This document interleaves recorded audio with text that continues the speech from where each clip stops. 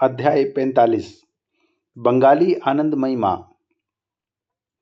Sir, Nirmala Devi के दर्शन किए बिना कृपया भारत से ना जाएं। उनकी पवित्रता गहन है। वे दूर दूर तक आनंदमयी माँ, आनंद में व्याप्त माँ के रूप में जानी जाती हैं।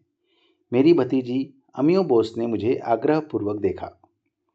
अवश्य, मैं उन नारी संत से अवश्य मिलना चाहता हूँ, मैंने आगे कहा। ईश्वर बोध की उनकी उन्नत अवस्था के बारे में मैंने पढ़ा है।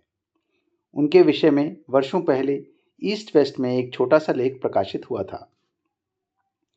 अमियो ने आगे कहा, मैं उनसे मिली हूँ। हाल ही में वे मेरे छोटे नगर जमशेदपुर आई थी।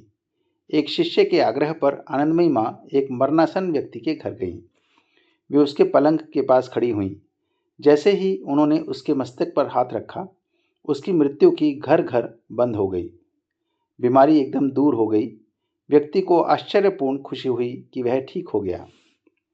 कुछ दिन बाद मैंने सुना कि आनंदमयी माँ कलकत्ता के भवानीपुर क्षेत्र में एक शिष्य के घर रह रही थी। मिस्टर राइट और मैं मेरे पिताजी को कलकत्ता घर से तुरंत निकले। जैसे ही फोर्ड भवानीपुर घर के पास पहुंची, मैंने सड़क पर एक अनोखा दृश्य देखा। आनंदमयी माँ एक खुली कार में खड़ी लगभग 100 शिष्यों की भीड़ को आशीर्वाद दे रही थी। स्पष्ट रूप से वे वहां से जाने वाली थीं। मिस्टर राइट ने फोर्ड को थोड़ी दूर खड़ा किया और मेरे साथ शांत भीड़ की ओर पैदल चल पड़े। संत ने हमारी ओर देखा। वे कार से उतरी और हमारी ओर आने लगी। पिताजी, आप आ गए।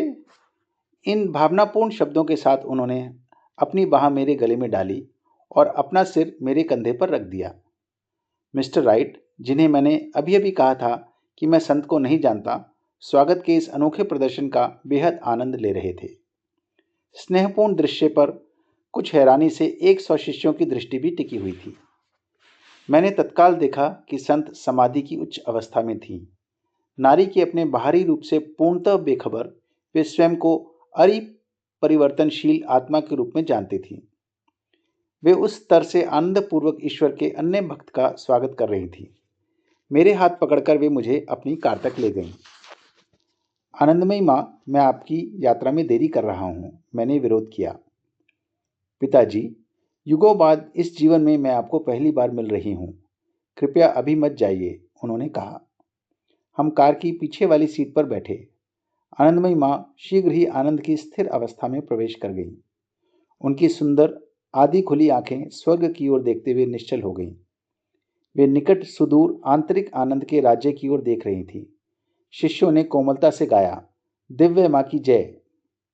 भारत में मुझे ईश्वर बोध प्राप्त अनेक पुरुष मिले थे, लेकिन इससे पहले मैं इतनी उन्नत संत महिला से नहीं मिला था। उनका कोमल चेहरा इस अकथनीय आनंद से चमक रहा था जिसने उन्हें आनंदमयी माँ का नाम दिया था। उनके अनढके सिर के पीछे लंबे काले बाल खुले थे। उनके माथे पर चंदन का लाल टीका आध्यात्मिक नेत्र का प्रतीक था, जो उनके अंदर नित्य खुला था। छोटा मुख, छोटे हाथ, छोटे पैर, उनकी आध्यात्मिक विशालता के विपरीत। मेरे पास खड़ी शिष्या से कुछ प्रश्न पूछे जब आनंदमयी माँ समाधि में स्थिर थी। आनंदमयी माँ भारत में व्यापक रूप से भ्रमण करती हैं। उनके अनेक भागों में सैकड़ों शिष्य हैं, शिष्या ने मुझे बताया। उनके साहसपूर्ण प्रयासों से अनेक सामाजिक सुधार हुए हैं। यद्यपि एक ब्राह्मण संत किसी जाति भेद को नहीं मानती। हमारी एक दल सदा उनके साथ उनकी सुख सुविधा के लिए यात्रा करता है। हमें उनकी देखभाल करनी पड़ती है। वे अपने शरीर का बिल्कुल ध्यान नहीं रखती। अगर कोई उन्हें खाना नहीं देगा तो वे खाएंगी नहीं, ना ही मांगेंगी। हालांकि जब उनके सामने भोजन रखा जाता है, वे उसे छूती भी नहीं हैं। इस संसार से उनके अदृश्य होने को रोकने के लिए हम शिष्य उन्हें अपने हाथों से खिलाते हैं। दिनों तक वे प्रायः समाधि में रहती हैं, मुश्किल से सांस लेती हैं, उनकी आंखें नहीं झपकती। उनके एक प्रमुख शिष्य उनके पति हैं। कई वर्षों पहले उनके विवाह के शीघ्र बाद उन्होंने मौन व्रत ले लिया। शिष्या ने चौड़े कंधे, सुंदर नयन कक्ष, लंबे बालों और घनी दाढ़ी वाले व्यक्ति की ओर संकेत किया। भीड़ के बीच वे पूरी तरह शांत खड़े थे। शिष्य के श्रद्धा भाव से उनके हाथ जुड़े हुए थे। अनंत में अपनी डुबकी से ताज़ा आनंदमयी माँ जब अपनी चेतना को भौतिक संसार पर केंद्रित कर रही थी। पिताजी, कृपया मुझे बताएं, आप कहाँ रहते हैं? उनकी आवाज़ स्पष्ट और मधुर थी। आजकल कलकत्ता या रांची में, पर मैं जल्दी अमेरिका वापस जाऊंगा। अमेरिका? हाँ, एक भारतीय महिला संत की वहाँ की आध्यात्मिक साधक हार्दिक सराहना करेंगे। क्या आप जाना चाहेंगी? पिताजी, जब भी मुझे ले जाएंगे मैं खुशी से जाऊंगी। उनके इस उत्तर ने आसपास खड़े शिष्यों को भय से चौंका दिया। हम में से 20 या उससे अधिक शिष्य सदा आनंदमयी माँ के साथ यात्रा करते हैं। उनमें से एक दृढ़ता ने कहा, हम उनके बिना नहीं जी सकते। जहां भी वे जाएंगी हम अवश्य जाते हैं।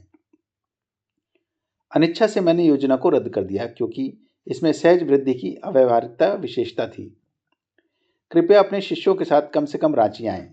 संत से विदा लेते समय मैंने कहा, स्वयं एक दिव्य संतान के रूप में आपको मेरे विद्यालय के छोटे बच्चों से मिलना अच्छा लगेगा।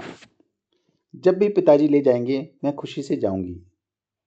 थोड़े समय बाद रांची विद्यालय संत की स्वीकृत यात्रा की भव्य तैयारियों में लग गया। बच्चे किसी भी उत्सव के दिन की उत्सुकता से प्रतीक्षा करते थे। पढ़ाई नहीं, घंटों संगीत और अंत में दावत। जय आनंदमयी माँ की जय।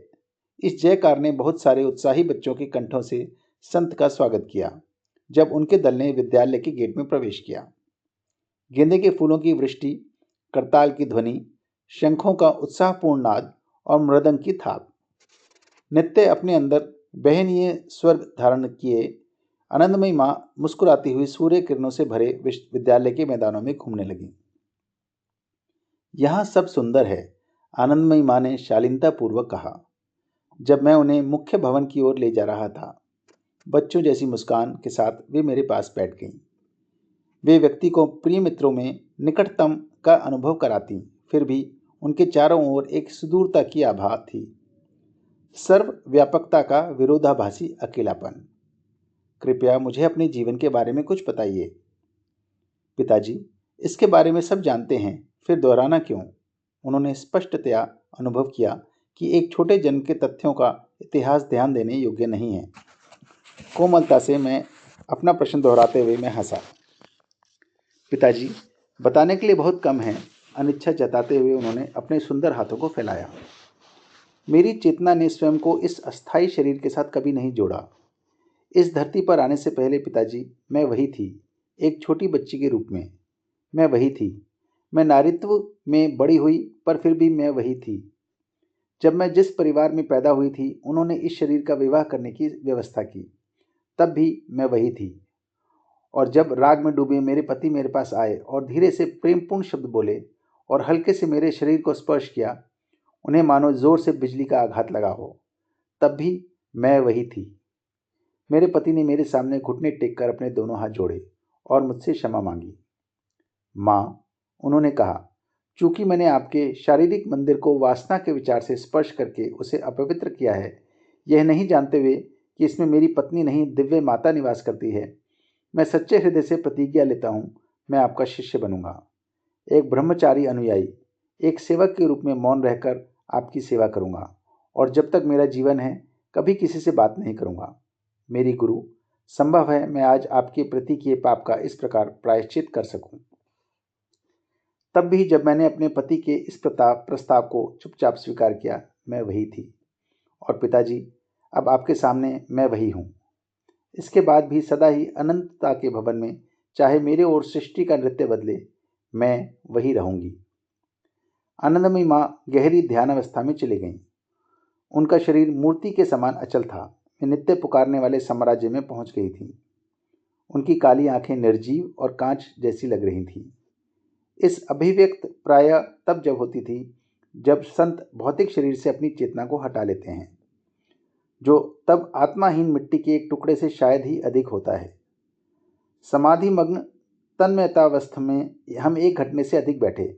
हल्के से हास्य के साथ वे इस जगत में वापस आए। कृपया आनंदमयी माँ, मैंने कहा, मेरे साथ बगीचे में आए। मिस्टर राइट कुछ चित्र लेंगे। निस्संदेह पिताजी, आपकी इच्छा मेरी इच्छा है। उनकी तेजस्वी आंखों में अपरिवर्तनशील दिव्य चमक बनी रही जब उन्होंने अनेक तस्वीरों के लिए फोटो खिंचवाई। दावत का समय। आनंदमयी माँ अपने कंबल आसन पर बैठ गईं। एक शिष्या उन्हें खिलाने के लिए पास बैठी। जब शिष्या उनके मुख तक खाना ले जाती, संत एक आज्ञाकारी बच्चे की तरह उसे खा लेती। यह स्पष्ट था कि आनंदमयी माँ के लिए सब्जियों और मिठाइयों में कोई अंतर नहीं था। शाम ढलते ही संत और उनके दल ने गुलाब की पंखुड़ियों की वर्षा के बीच विदा ली। उनके हाथ छोटे लड़कों को आशीर्वाद देते हुए उठे हुए थे।